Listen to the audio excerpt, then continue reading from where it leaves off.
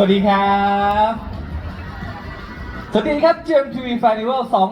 2026 นะครับผมทุกคนเลยนะครับที่อยู่ที่ Central World House แห่งนี้นะครับโอ้โหวันนี้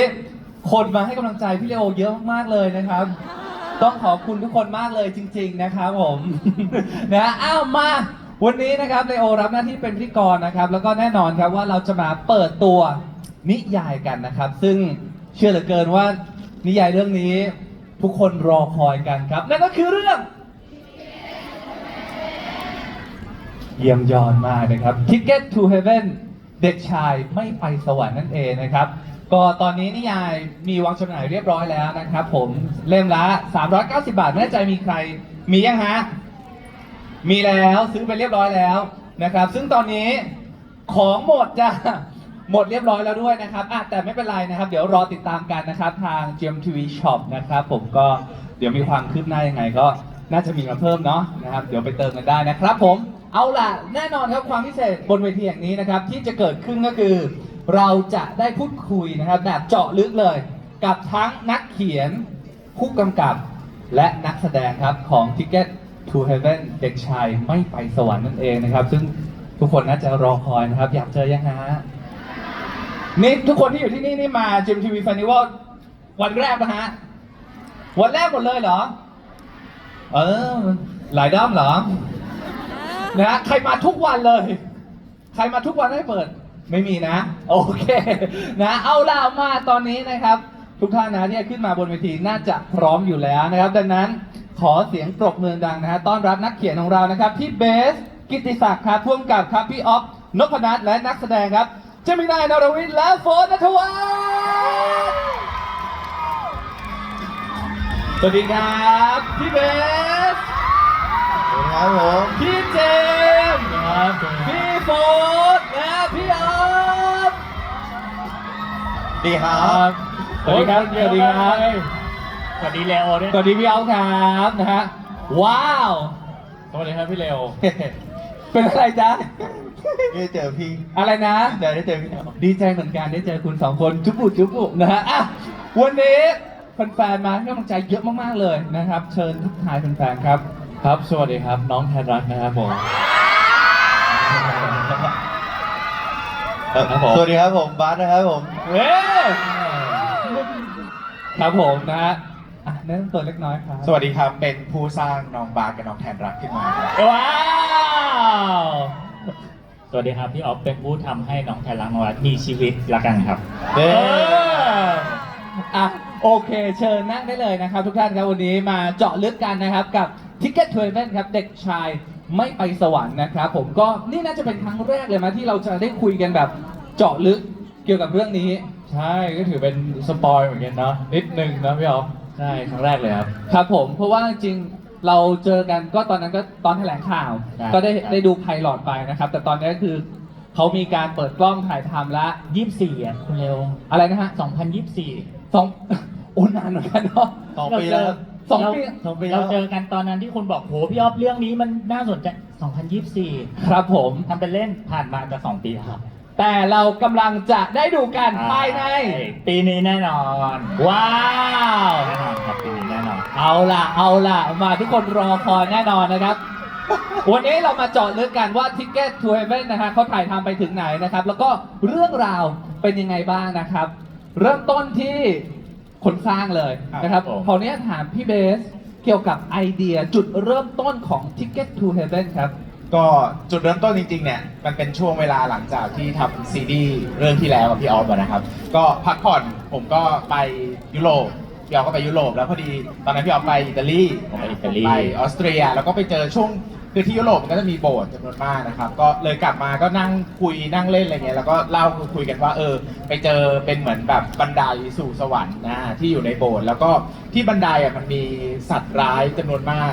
ตอนนั้นก็เลยไปถามไกด์ว่าแล้วสัตว์ร้ายพวกนี้ที่อยู่บนราวบันไดของที่อยู่มันเป็นของบันไดของโบสถ์เนี่ยคืออะไรเขาบอกว่าเป็นสัตว์ร้ายที่คอยกัดกินมนุษย์มีบาปไม่ให้ไปถึงสวรรค์ก็มาเล่ากับพี่ออฟแล้วคุยกันเล่นๆในประเด็นว่า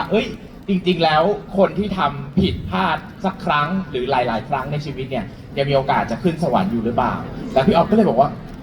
เราน่าหยิบยกประเด็นนี้มาพูดคุยกัน แล้วก็เป็นจุดเริ่มต้นของเรื่องราวทั้งหมดครับ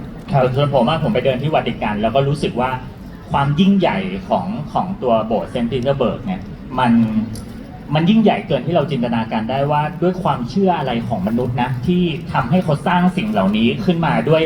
เทคโนโลยีที่ยังไม่มีความล้ำหน้ามากเราสร้างโบสถ์ได้ใหญ่ขนาดนั้นเราก็เลยรู้สึกว่ามันคงเป็นความเชื่อที่แรงกล้ามากๆเนาะแล้วตัวเองเป็นคาทอลิกด้วยครับก็เลยอินเป็นพิเศษแล้วระหว่างที่เดินอยู่ที่นั่นก็รู้สึกว่า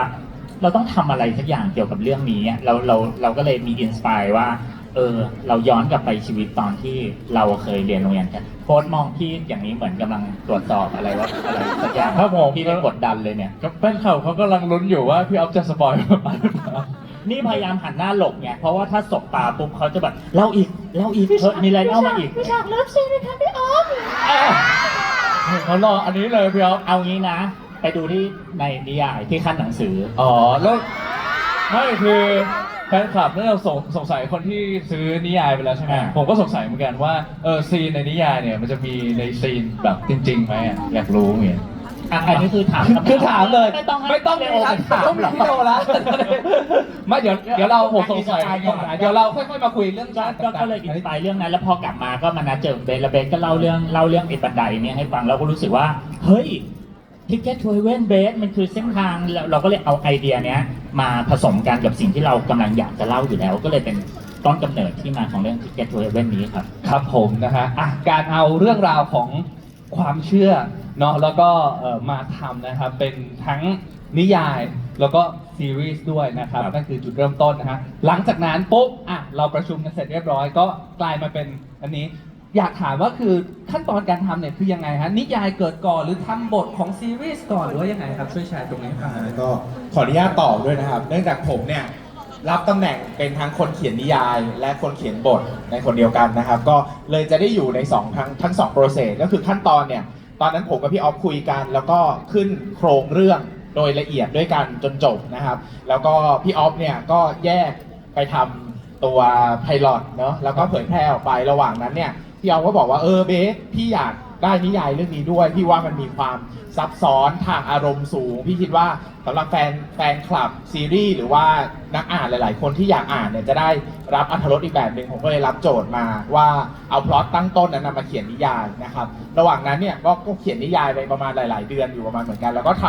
ทำนิยายจนจบก็ส่งให้ทีมบรรณาธิการจัดการนะครับระหว่างนั้นเองพี่ออฟก็เรียกกลับมาทำบทนะก็เอาพล็อตตั้งต้นซึ่งย้ำว่าเรานำพล็อตตั้งต้นตั้งแต่วันแรกที่คุยกันเนี่ยมาทำบทนะไม่ได้เอามาจากนิยายนะครับดังนั้นเนี่ยหลังจากคุยกับพี่ออฟก็ยังมีส่วนหลาย ๆ อย่างที่ดัดแปลงแก้ไข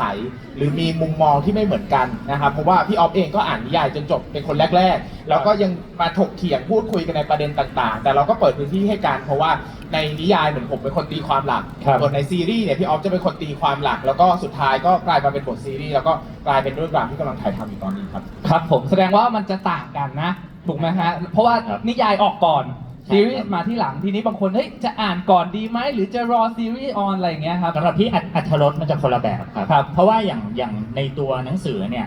อย่างในตัวนิยายเนี่ยมันบรรยายความคิดข้างในตัวละครได้ แต่ว่าบางอย่างเนี่ยพอไปเป็นเวอร์ชั่นที่เป็นซีรีส์เนี่ยมันไม่สามารถจะใช้การบรรยายความคิดในตัวละครในนี้ได้มันก็เลยต้องถ่ายทอดโฟสอีกแล้วนะครับ ผมไม่พี่ออฟคือเขามองหน้าพี่ออฟเพราะเขาไม่กล้ามองหน้าเจมส์เขาเขิน ใช่ว่าแล้วทำไมหันหนีทางนี้ตลอดเลย ครับผม มองสิมองสิ อะไรมองได้พี่เลโออย่าเพิ่งเลยโหยังก็คนพูดอยู่เขาก็มองหน้าเขาก็ฟังไง อ๋อ ใช่ แล้วหน้าแดงทำไม อะไรครับ หน้าแดงทำไม พี่ต้องเขาบัตรออสีแดง บอกแล้วไม่ให้แต่งสีแดงเยอะหน่อยพี่ต้องเนี่ยเขาหาว่าผมเขินเลยเนี่ย หูก็ไม่ต้องทาสีแดงพี่ต้อง พูดจริงนะ ถ้าเป็นปกติอะคนเขินจะไม่ใช่โฟสเลย เหรอ ในกองไม่ใช่ ใน เหร กองจะไม่ใช่ เดี๋ยวคุยเรื่องในกองต่อ นี่ไง เราเอาเรื่องเราเอาเรื่องสาระให้จบเดี๋ยวเรื่องจิ้นมาแน่ ก็นั่นแหละกลับมาที่ว่าอัธรสจะคนละแบบกันนะครับ จะได้ความบันเทิงคนละแบบกัน เออ ขนาดตัวโฟสเองมาถึงเปิดปุ๊บรีบหาก่อนเลยว่า รีบอ่านนิยายก่อนเลย เพราะว่ามันเล่าด้วยภาษาคนละแบบ ครับ มันเล่าด้วยสื่อพอเป็นคนละสื่อปุ๊บเนี่ยมันมีความจำเป็นที่จะต้องปรับเปลี่ยนแล้วก็ดัดแปลงให้เหมาะสมกับแต่ละสื่อนั้นๆอะไรเงี้ยครับ ครับผมนะฮะก็ในฐานะที่เขียนนิยายนะฮะคิดว่าอ่านนิยายก่อนแล้วค่อยดูซีรีส์หรือยังไงดีฮะหรือว่ารอซีรีส์จบแล้วค่อยกลับมาอ่านดี ผมพูดในฐานะคนเขียนนิยายและคนเขียนบทนะคือวันนี้นั่งคุยกับพี่ออฟก่อนขึ้นสเตจอะพี่ออฟส่งซีนหรือว่าฉากบางอย่างให้ดูยังแบบ เฮ้ย มันไปไกลได้มากกว่าที่เราจินตนาการอีกอะ ครับ ดังนั้นคือผมอะบอกว่าเอ้ยถ้าคุณอ่านนิยายวันเนี้ย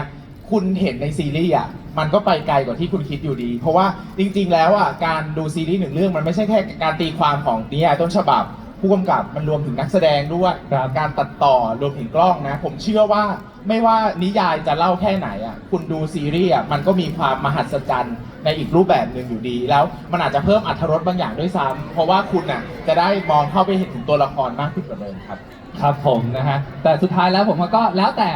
ต่สะดวกนะครับ จะยังไงก่อนก็ได้เขาทำรายการ ไม่คืองงอยู่ว่าอยู่เป็นแฟนคลับแล้วมันก็แบบเป็นอะไรแล้วก็มองบนแล้ว เออแค่มองทำไมหรอ แต่ว่าสายตาคุณมันหวานนะเมื่อกี้หรือพี่ นะครับอ่ะโอเค ขออนุญาตต่อเกี่ยวกับพิกเก็ตทัวร์เป็นนะเดี๋ยวก่อนที่จะคุยกับเจมส์กับโฟร์ด้วยนะครับ ทีนี้เรามาฟังจากคนทำดีกว่านะครับว่า เรื่องราวนะครับเรื่องย่อของ Ticket to Heaven เนี่ยก็คือเราเห็นไพลอตไปแล้ว แต่ตอนนี้มันผ่านมาแล้ว 2 ปี เรื่องจริง ๆ นะครับมันเกี่ยวกับอะไรบ้างครับ อยากเล่าเหรอครับ เอาครับ ทีนี้ก็เป็นเรื่องของแทนรักนะครับ ซึ่งเป็นเด็กที่อยู่ในโรงเรียนเกี่ยวกับความเชื่อนะครับ แล้วก็มีความใฝ่ฝันที่จะขึ้นสวรรค์ไปเจอกับพ่อแม่ที่รออยู่นะครับนะแล้วก็ระหว่างทางที่จะเดินทางไปสู่สวรรค์นั้นเองก็มีเด็กผู้ชายคนที่ชื่อว่าบาสก้าวเข้ามาในชีวิต และทำให้เขาต้องสั่นคลอนกับคำถามที่เชื่อมาตลอดชีวิตว่าปลายทางของเขาอ่ะคือสวงสวรรค์แต่ตอนนี้เขากำลังตั้งคำถามว่าการที่มีบาสเข้ามาอยู่ในสมการเนี้ยเขายังควรคู่กับการไปสู่สวรรค์หรือเปล่า หรือ รู้ ส แค่ วรร นี้ ค์ พอ หรือสวรรค์เขาคือบาสได้ไหมครับ ได้ไหมอันนี้ได้ไหม พี่อ๊อฟ ผมไม่รู้เหมือนกันพี่อ๊อฟ ผมไม่ได้เขียนตัวละคร ดีเลยพี่อ๊อฟดีเลยช่วยกันอย่างนี้แหละอ่ะโอเค ก่อนเข้าเจมส์โพสถามพี่อ๊อฟว่า ในฐานะผู้กำกับ ครับ พอมีเรื่องนี้แล้วทำไมนักแสดงถึงเป็นเจมินายกับโฟสครับ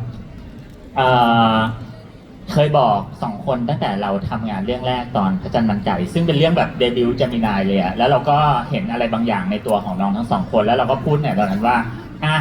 จากนี้ไปเติบโตกันนะ ไปรับฝีมือกันนะ ไปทำงานอย่างอื่นกันนะแล้วก็เดี๋ยวถึงวันหนึ่งถ้าพี่พร้อมที่มีโปรเจกต์ที่พร้อมที่จะเดินไปคุยกับน้อง2 คนเองว่ามาถึงเวลาแล้วอะไรเงี้ยแล้วพอเ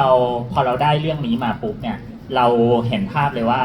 มันเป็นใครอื่นไปไม่ได้นอกจากเจมินายกับโฟร์ครับ ว้าวนะฮะเพราะว่าเรื่องนี้ก็น่าจะเห็นอีกมิติหนึ่งในด้านการแสดงของเจมินายกับโฟสซึ่งปกติเราเห็นเขาก็จะเป็นเด็ก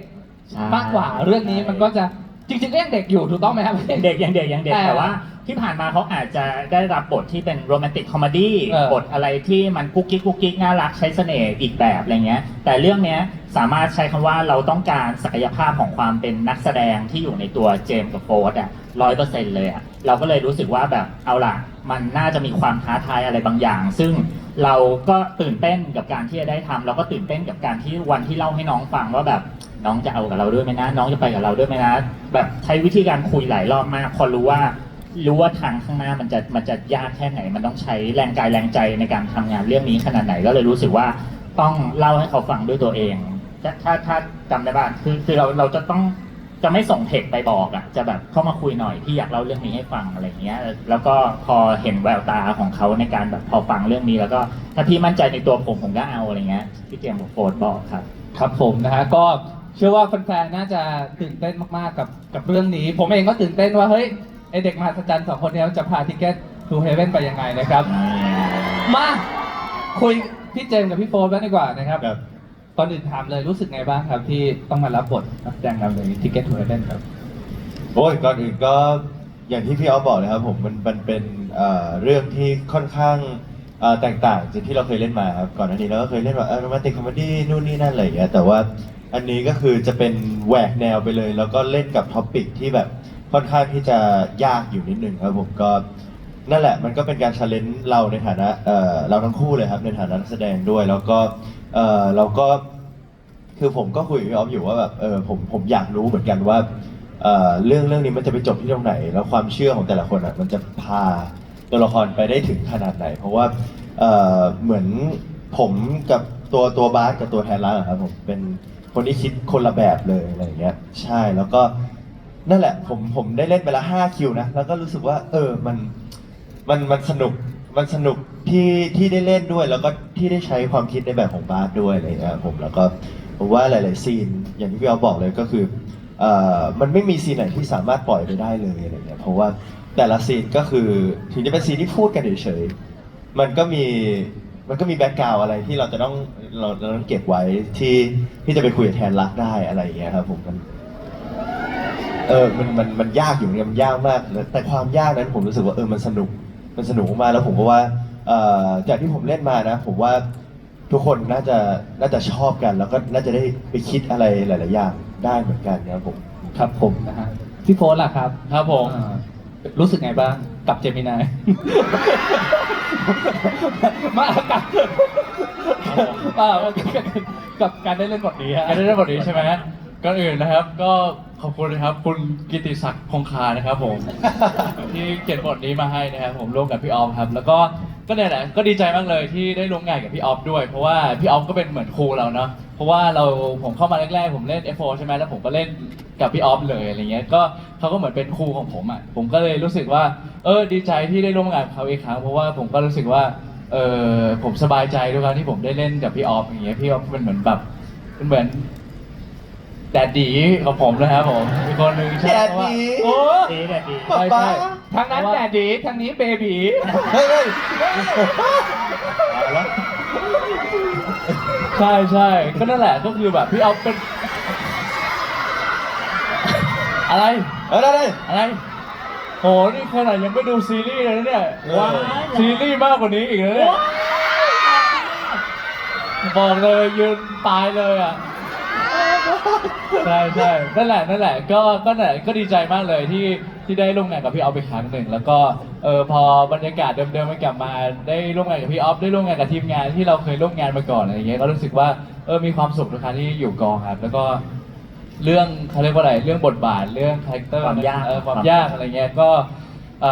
ไปพร้อมกันกับพี่ออฟแล้วกันใช่ครับก็พี่ออฟช่วยตลอดก็ไม่ได้เป็นห่วงอะไรครับใช่ ครับผมนะทีนี้เราเจาะลึก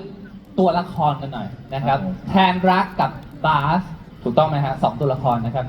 เริ่มต้นที่แทนรักก่อนก็ได้นะครับ ครับผม คาแรคเตอร์นี่เขาเป็นเด็ก คาแรคเตอร์เหรอครับ ก็จะเป็นเด็กที่นิ่งมากเลยครับ เพราะว่าเขาเป็นโอ้โหจะบอกยังไงดีพี่ออฟ มีความซับซ้อน พูดได้ ความคิด พูดได้ไหมกลัวสปอยดิ ก็ซับซ้อนทางความคิด เออ ร้อย ไม่เป็นไรมีนิยายแล้ว ใช่ แทนรักเนี่ยจะ พู เป็ ด น เลย แบบว่าคล้ายๆเหมือนคล้ายๆประธานนักเรียนแล้วกันเป็นหัวหน้าห้อง ที่ หัวหน้าเด็กทุน มีหน้าที่ที่ต้อง ดูแล ทำอะไรเงี้ยใช่ดูแลเพื่อนๆทุกคนอะไรเงี้ยแล้วเขาก็เป็นแบบอย่างให้เพื่อนๆหลายคนอะไรเงี้ยเพื่อนๆหลายคนก็แบบว่าเห็นเขาเป็นไอดอลน้องๆหลายคนก็เห็นเขาเป็นไอดอลอะไรเงี้ยใช่แล้วเขาก็ต้องมีการเขาเรียกว่าสับรวมกริยาท่าทีเพราะว่าเขาเป็นคนแบบนี้อะไรเงี้ยแล้วเวลาเขาจะแสดงความรู้สึกครับ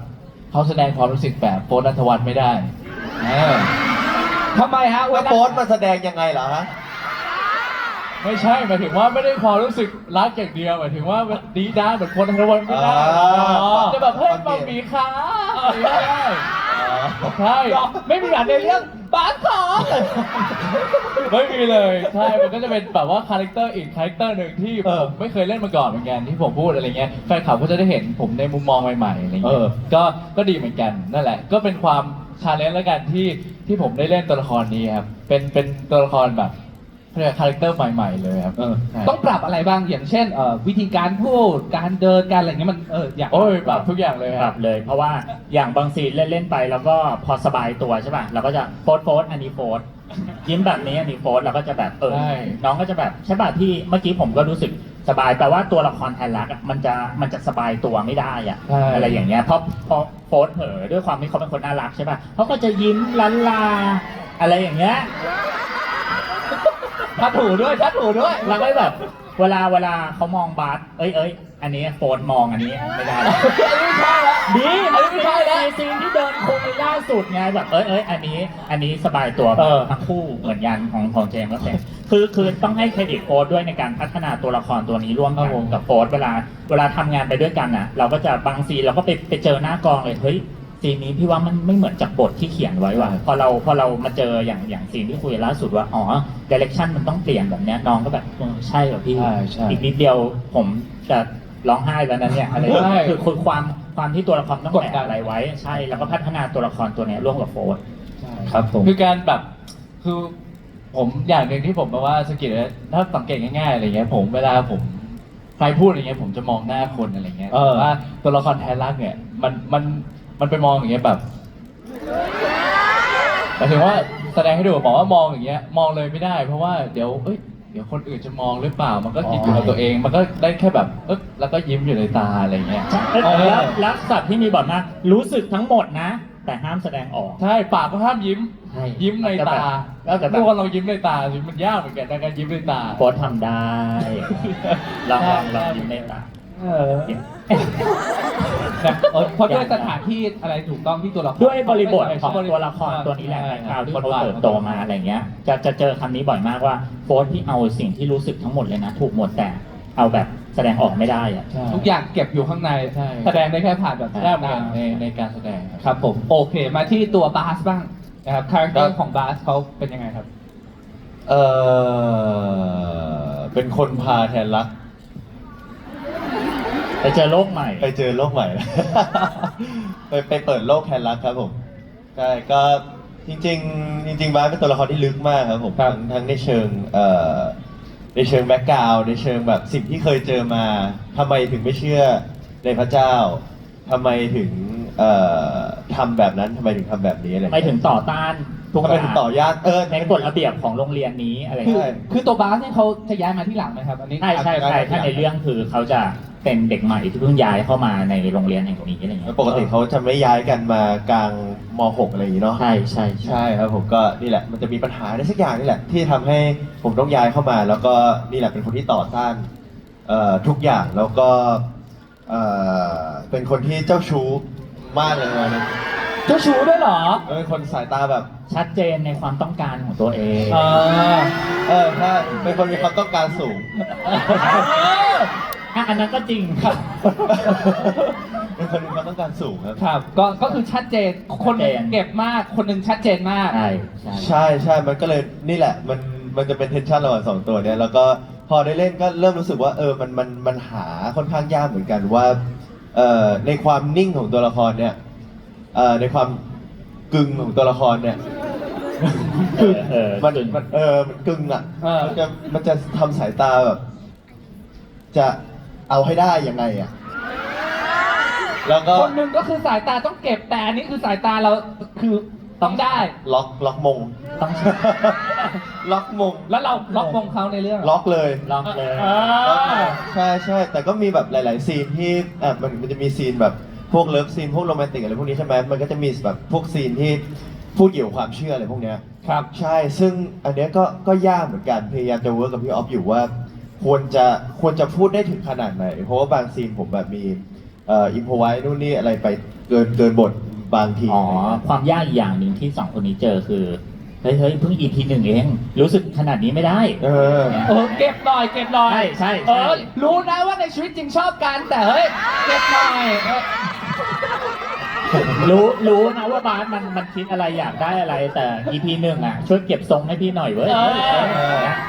ใช่แล้วคือมันจะมีเลเวลในทุก EP อย่างเงี้ยว่าอ่ะคือพี่ออฟจะมาบอกว่าอันนี้ EP นี้ เรียกว่าทุกฉากดีกว่า ทุก ฉากนี้ไปต่อฉากเนี้ยเฮ้ยเจมส์ต้องการขนาดไม่ได้คนดูรู้หมดแล้วเว้ย แล้วถ้าสมมติว่าเป็น EP 1 ถึง EP 5 อย่างเงี้ยมันก็แบบมันก็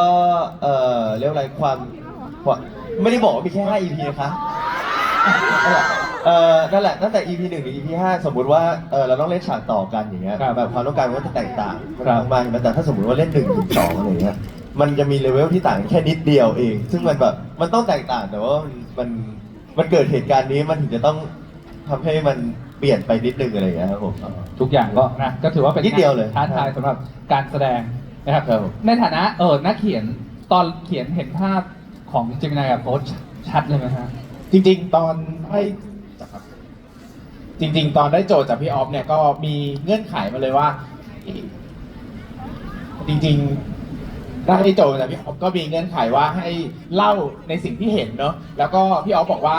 เรายังไม่ต้องโฟกัสเรื่องว่าใครจะมาเล่นหลัก เรายังอาจจะไม่ต้องโฟกัสว่าใครจะมาเล่นเป็นใครหลักเพราะว่าเราให้มองตัวตนของบาสกับแทนรักเป็นหลักนะครับ แต่พอได้จริงๆ ได้เคยร่วมงานกับเจมินายกับโค้ดมาบ้างอะไรเงี้ยก็จริงๆเห็นท่าทางเห็นแววตายิ่งเราเขียนนิยายเรื่องนี้หลังจากที่ไพลอตออกมาแล้ว มันได้รู้สึกถึงความสั่นสะเทือนบางอย่างในการทำงานออกมา แล้วพอมาทำงานจริงๆเนี่ยถึงแม้ว่ามันจะพยายามไม่คิดแต่สายตาท่าทางบางอย่างมันติดมาอยู่ในเรื่องเนอะก็เชื่อว่าถ้าใครไปอ่านนิยายเนี่ยก็จะเห็นกลิ่นอายของเจมินายโค้ดติดอยู่ในนิยายเรื่องนี้แน่นอน ครับผมนะฮะเรื่องนี้จริงๆนอกจากเจมส์กับโค้ชแล้วก็ยังมีนักแสดงคนอื่นๆด้วยใช่ไหมฮะมีใครเล่นบ้างครับเนี่ย มีอาชิครับผมอาชิมีน้องปูนใช่ไหมมีใครอีกมีพี่ไบรท์พี่เกตไบรท์ใช่ แล้วก็ พี่ไบร์ทคนเดียว ไม่หมายถึงว่าพี่เกรทไบรท์ไง อ๋อ เดี๋ยวไม่รู้ไงว่า ไบรท์ไหน ใช่ อ๋อพี่ไบรท์ ไบรท์ใช่แล้วก็มีเด็กใหม่หมดเลยครับ ก็จะมี น้องต้อน้องกีตาร์ ต้อน้องปุณน้องกีตาร์ น้องมุก น้องมุกใช่ ซึ่งทุกคนน่ะเจอโฟสในกองตอนเนี้ยสวัสดีครับพี่โฟส เหรอ ใช่ เป็นพี่แล้วรู้สึกไงบ้างครับ เป็นพี่แล้วอะไรรู้ป่ะแล้วตอนพักกองเราได้เห็นโฟสอ่ะให้คำปรึกษาเรื่องการเรียนอะ จริงปะเนี่ย กับน้องอ่ะตอนแล้วใช้คำว่าอะไรรู้ป่ะเร็วสมัยตอนพี่นะเว้ย โอ้ย แล้วที่หันไปบอก โอ้ โอ้ลูก โอ้ พี่เล มาก ย ครับ เราเดินทางมาถึงจุดที่โฟสอะเอ้ยตอนพี่นะพี่ ผม ยัง หมี ไง ผมโตแล้วนะครับ ให้ผมโตแล้วแบบ ให้คำแนะนำเรื่องการศึกษากับน้องอ่ะ ใช่ คิดดู ใช่ใช่ก็ยังไงบ้างเขาจะไปอยู่ม .6 เลยครับ ใช่ผมก็เลยแบบว่าเขาก็มีข้อสงสัยเฮ้ยพี่แล้วผมยังยืดพอร์ตได้บ้างพี่อะไรเงี้ยมันก็จะถามทั้งวันเลยโดยเฉพาะไอ้ปุน ปุณนะปุณ ใช่คือปุนเนี่ยบางวันเนี่ยก็มีซีนตอนเช้าใช่ไหมแล้วก็กองเขาจะเลิก4 ทุ่มแต่ว่ามันกลับบ้านตั้งแต่10 โมง 11 โมงแล้วบอกไม่เอาผมจะอยู่เป็นเพื่อนพี่ผมแล้วมันอยู่เนี่ย แล้วอยู่ มันอยู่ ต่อ ถึง4 ทุ่ม ใช่ อยู่ แล้วบอกผมถามว่ามึงไม่กลับบ้านเหรอว่าผมอยู่เป็นเพื่อนพี่อะ เออเอางี้นะ กูทำงานมา 7-8 ปี เนี่ยเป็นคนแรกเลย ที่รักกองมาก รักกองสุดๆ คือหมดซีนตั้งแต่ 9 โมง 10 โมง ควรจะกลับบ้าน 10 โมงใช่ป่ะ มันอยู่จะเลิกกอง ใช่ แล้วอะไร ไม่ได้อยู่คิวเดียว อยู่มัน 5 คิว อยู่ทุกวัน อยู่ทุกวัน เขาอาจจะเห็นพี่โฟสเป็นไอดอลป่ะฮะเขาเลยแบบ เขารักเจมินายกับโฟส ใช่ พูดจริง มันน่ารักไอ้ดอก น่ารัก มันน่ารัก น่ารัก ตลกอะตลก ตลกว่า ครับ แฟนๆน่าจะได้เห็นในสตอรี่ผมก็จะถ่ายมันลงบ่อยๆมันน่ารักดีครับ ครับอ้าวแล้วเขาปรึกษาโพสต์เรื่องการเรียนแล้วปรึกษาเจมส์ไหมปรึกษาเรื่องอะไร ผมนอนครับตอนพัก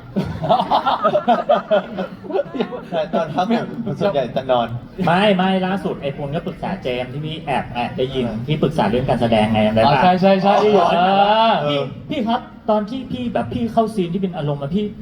คิดอะไรครับพี่คิดอะไรนะ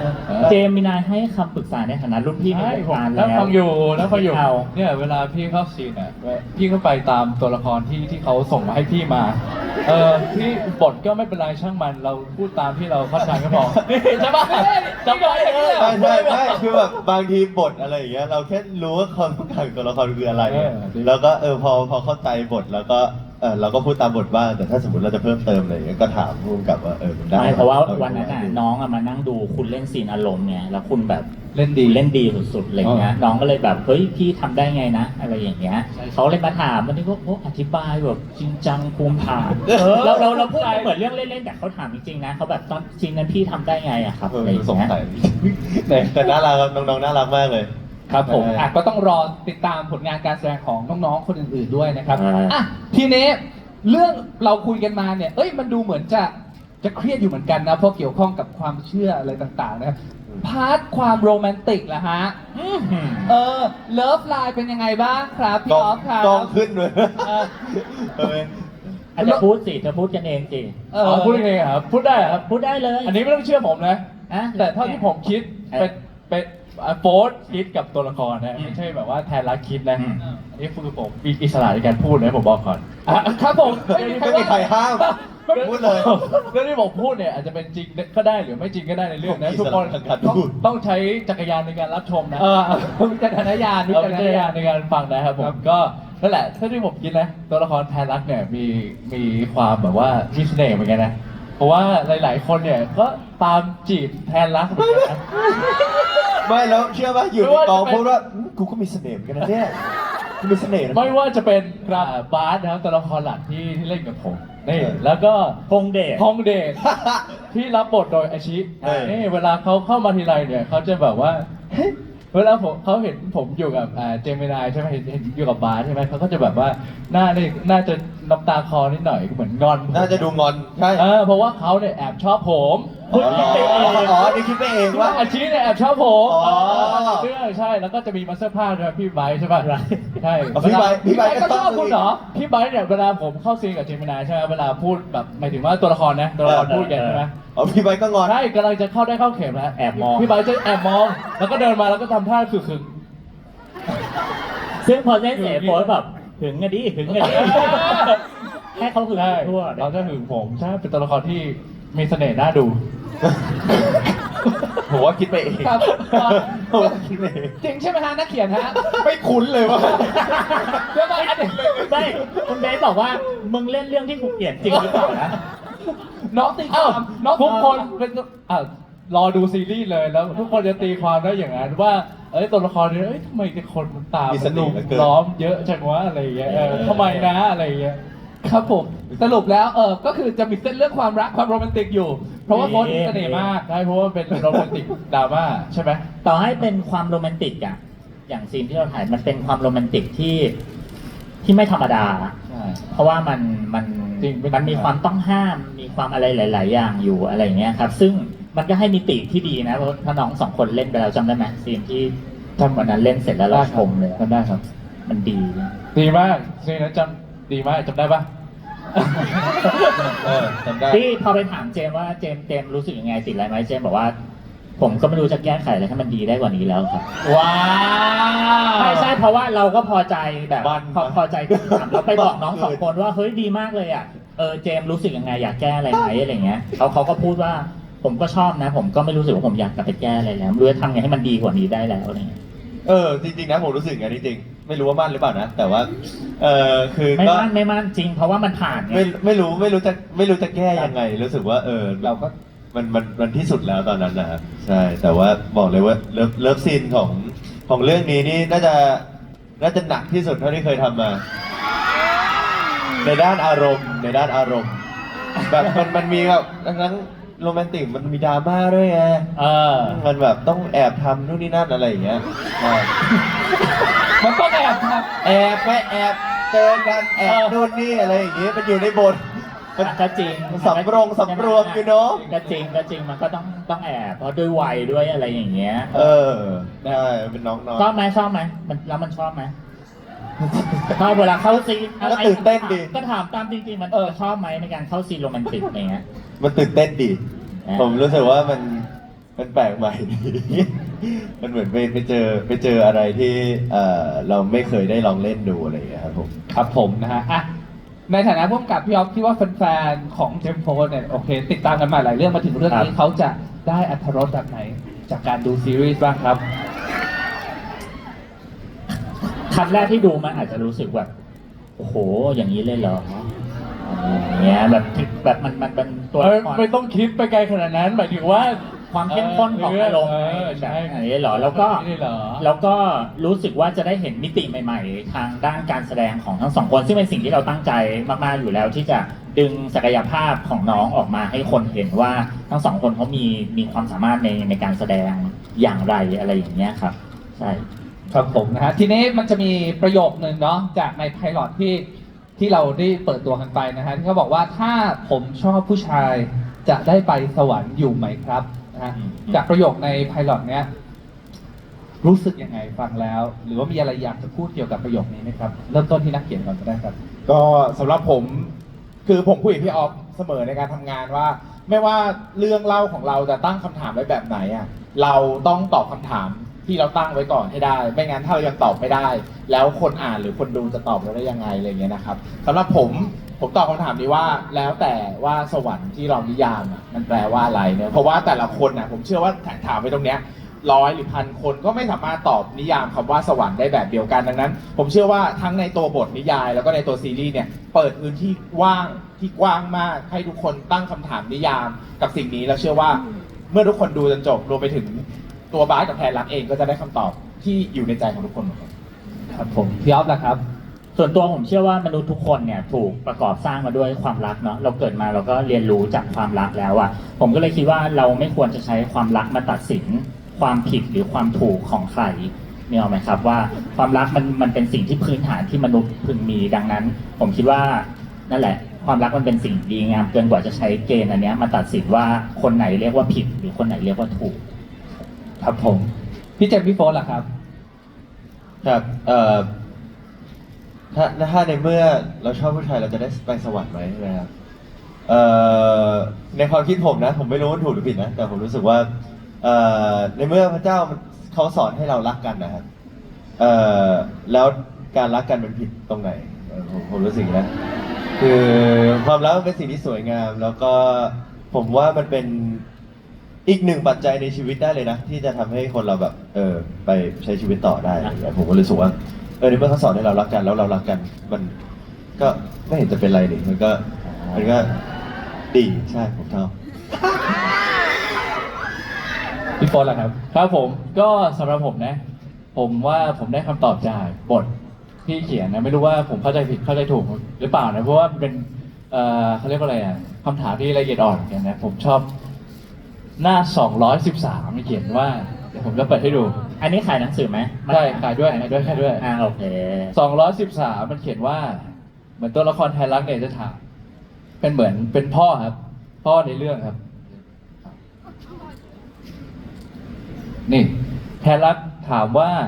ลูกขอรักตัวเองและรักพระเจ้าไปด้วยกันได้หรือไม่ แล้วพ่อก็ตอบดีมากเลยครับ ตอบว่าลูกสามารถรักตัวเองและรักพระเจ้าไปได้ในเวลาเดียวกัน เพราะว่าพระเจ้าเป็นความรัก เพราะว่าพระเจ้ารักมนุษย์อย่างไม่มีเงื่อนไขผมว่า การตั้งคำถามนี้ก็คือ อันนี้ก็คือคำตอบแหละ ที่ไม่ว่ามันจะตอบยังไงก็คือ พระเจ้าก็รักมนุษย์ โดยไม่มีเงื่อนไขอะไรเงี้ยก็ผมรู้สึกว่าเนี่ยแหละมันคือคำตอบของคำถามนี้ครับ และนี่คือโฟร์ธค่ะ ปรบมือให้ทุกท่านหน่อยได้ไหมฮะนี่ ใช่ โอ้เป็นคำตอบผมที่ดีมาก ชอบมาก ทุก ดี ท่าม าน ก เลย ก็อยากให้ทุกคนไปอ่านหนังสือเรื่องนี้ด้วย มีใคร เยกว่ ได้อ่านไหมครับผม นิยายเรื่องนี้เหมือนกัน เพราะว่า มีใครอ่านจบแล้วไหมฮะ อะไรนะ แต่เริ่มอ่าน อ๋ ยัง อมีคน เขาบอกว่าบทแล้วจะซื้อยังไง ใกล้หมดแล้ว เดี๋ยวทำเพิ่มใช่คืออยากให้ทุกคนไปอ่านนิยายนะ เพราะว่ามันก็เป็นเขาเรียกอะไรเป็นอีกมุมมองหนึ่งนะของตัวละคร2ตัวนี้ก็อยากให้ทุกคนมีมุมมองใหม่ๆสำหรับใครที่ไม่ว่าจะเชื่อยังไงก็ตามอะไรเงี้ยก็ลองไปอ่านดู ทุกคนจะได้อย่างน้อยก็จะได้ข้อคิดแล้วก็จะได้ฟินกันด้วยใช่ ถ้าตอบพี่เลโอก็คือว่าถ้าใครมีนิยายแล้วอยากอ่านก่อนผมว่าความสนุกมันคือพอเรารู้เรื่องแล้วเราจะดูเรื่องนี้ด้วยอีกฟิลเตอร์หนึ่งว่า แล้วน้องสองคนจะถ่ายทอดความเป็นบาสกับแพนรักออกมาได้ยังไงสมมติคนอ่านก่อน แต่ถ้าใครยังไม่อยากอ่าน เราก็ว่าก็มาสนุกกับเวอร์ชันซีรีส์ก่อนแล้วก็เก็บหนังสือไว้อ่านตอนหลังว่าไอ้ที่ฉันดูมาตอนขยายมาเป็นในพาร์ทของนิยายตัวละครมันคิดสิ่งนี้อยู่นี่นาก็คือได้ทั้ง2แบบเลยครับ เพราะจริงๆถ้าเราอ่านก่อนเนี่ยเราก็จะมีฟิลเตอร์คล้ายๆพ่วงกับเหมือนกันนะ เพราะว่าเราอ่านแค่เป็นตัวหนังสือทีนี้ภาพมันก็จะอยู่ในหัวเรา แล้วเรามาดูว่าเวอร์ชันกำกับของตัวเองกับเวอร์ชันกำกับของพี่ออฟเนี่ยและน้องๆที่แสดงเนี่ยจะถ่ายทอดมา แล้วก็แน่นอนมันมีการดัดแปลงบางอย่าง เพื่อการเล่าเพื่ออรรถรสว่าสื่อคนละแบบฉากหรืออะไรบางอย่าง ซึ่งแน่นอนว่ามันไม่เหมือนบางอย่างที่ในนิยายมีหนังสือไม่มีบางอย่างนิยายมีในซีรีส์ไม่มีบางอย่างที่ในซีรีส์มีในนิยายก็ไม่มี ครับผมนะฮะพูดกันมาขนาดนี้นะครับ ก่อนที่เราจะฝากทิ้งท้ายกันตรงนี้นะครับสปอยได้ไหมว่า Ticket to Heaven เด็กชายไม่ไปสวรรค์จะได้ดูประมาณช่วงไหน ช่วงไหนนะคุณแต่ถ้ามา ช่วงไหนนะคุณ ไม่รู้เหมือนกันก็ตอนนี้อยู่ในกระบวนการระหว่างการถ่ายทำครับได้ไป1 ใน 3แล้วเนาะก็ไม่เกินเอาเป็นว่าภายในปีนี้แน่นอนครับภายในปีนี้ทุกคนได้ชมแน่นอน 1 ใน 300 ว่างไปเหรอ เปอร์เซ็นต์ อะไรนะครับ 1 ใน 3 100% นะฮะ เอาเป็นว่าภายในปีนี้ ภายในปีนี้ ช่วงไหนเดี๋ยวก็รอติดตามกันอีกทีนะครับ ก็ถ้าใครแบบว่าอดใจไม่ไหว อยากจะรู้เรื่องก่อนก็สามารถซื้อนิยาย Ticket to Heaven ได้นะครับวันนี้เดี๋ยวให้ทุกท่านได้ฝากนะครับ ทั้งตัวนิยายแล้วก็ซีรีส์กันด้วยนะครับเริ่มต้นจากนักเขียนครับเชิญครับพี่เบสครับ ขออนุญาตฝากทั้งตัวนิยายและซีรีส์นะครับ เนื่องจากเราพูดกันตามตรงว่าเรื่องเด็กชายไม่ไปสวรรค์เนี่ยเป็นเรื่องที่ละเอียดอ่อนมากนะครับ โดยเฉพาะมันเกี่ยวกับความเชื่อที่แตกต่างและหลากหลายนะผมขอใช้โอกาสที่จะบอกทุกคนว่าไม่ว่าทุกคนอ่านหรือว่าดูและตีความได้ยังไงอ่ะคือพวกเราทุกคนอ่ะมีความหวังดี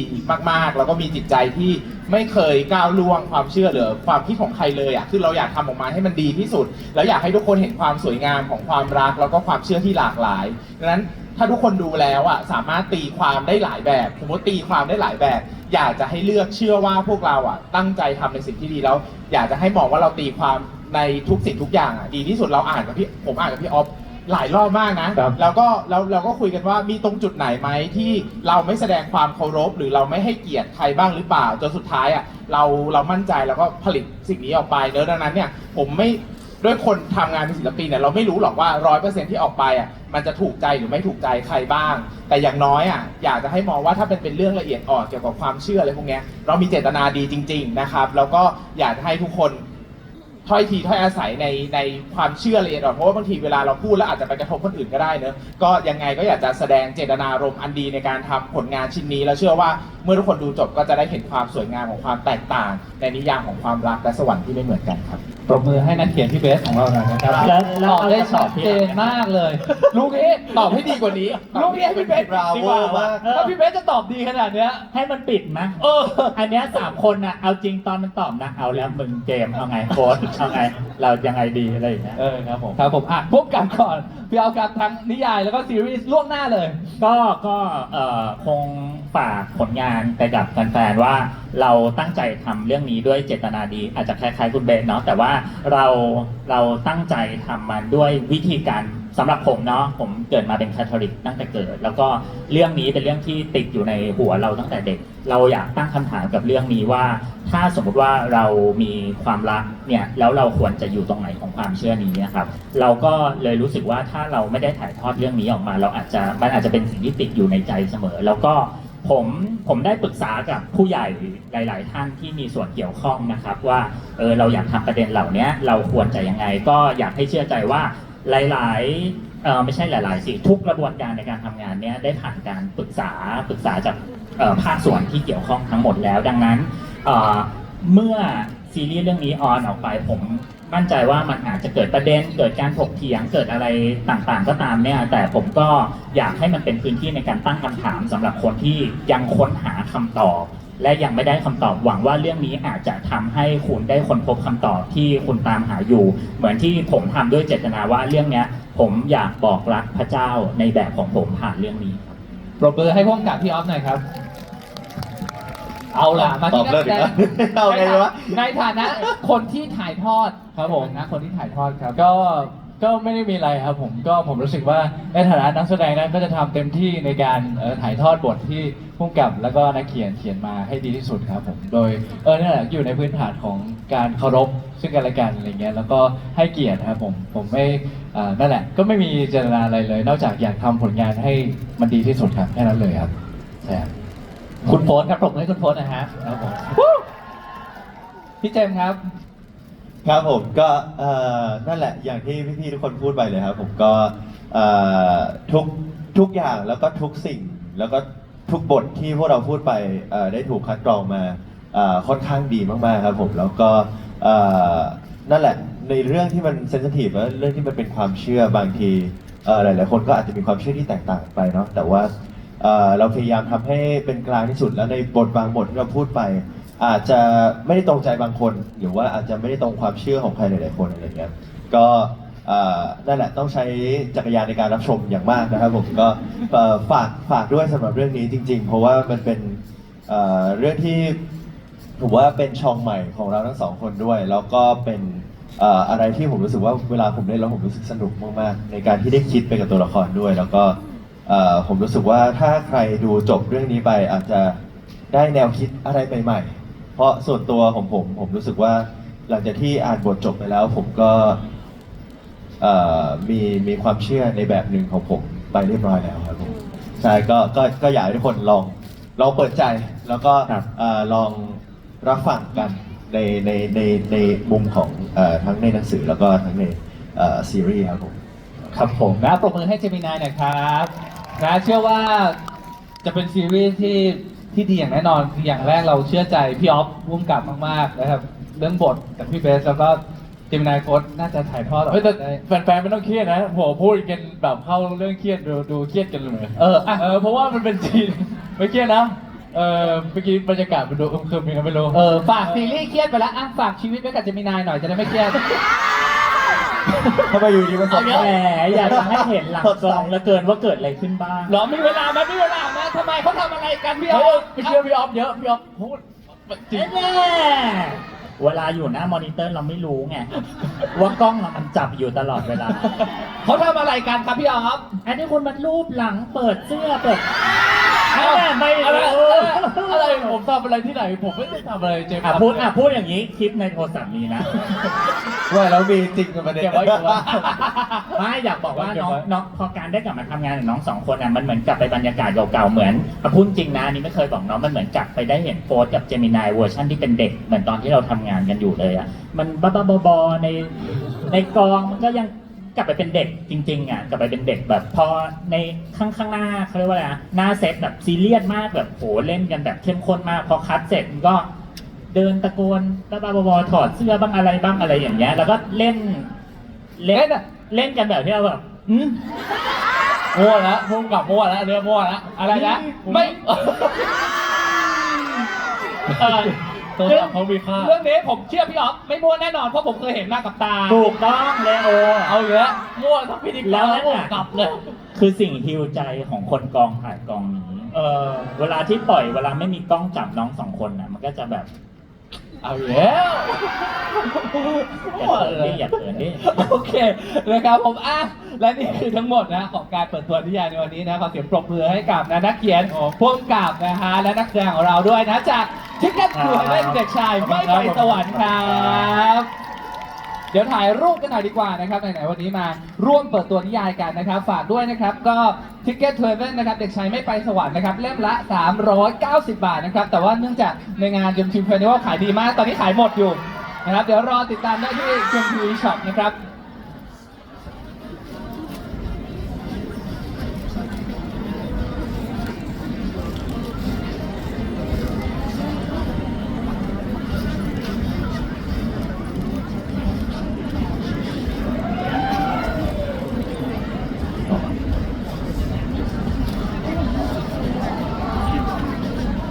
โอเคนะครับมานะแฟนๆใครมีชูนิยายมาได้นะ ใครมีชูนิยายขึ้นมาได้นะครับ เราจะได้เห็นภาพที่สวยงามนะครับกับการเปิดตัวนิยายในวันนี้นะเดี๋ยวข้างหลังเขากำลังจะชูนิยายเดี๋ยวเขานี่ชูนิยายกันหน่อยโอเคครับมา1 2 3 1 2 3โอเคนะครับขออีกภาพหนึ่งนะครับ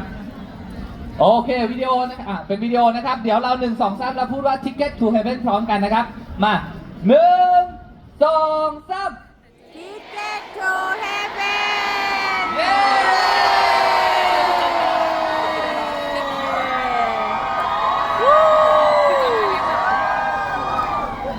โอเคเรียบร้อยนะครับขอบคุณนะครับผมนะนักเขียนของเรานะฮะพี่เบสกิติศักดิ์นะครับร่วมกับนะครับพี่ออฟนพนัทนะครับและนักแสดงของเราครับเจมินายนรวิทย์และโฟร์ธณัฐวัฒน์ครับขอบคุณทุกคนด้วยที่มาให้กำลังใจกันในวันนี้นะฮะในช่วงของการเปิดตัวนิยายก็ต้องลากันไปเพียงเท่านี้นะฮะผมเลโอลาไปก่อนขอบคุณและสวัสดีครับ เอาเจมส์ แยกกันทำไมไปอยู่ด้วยกันเลย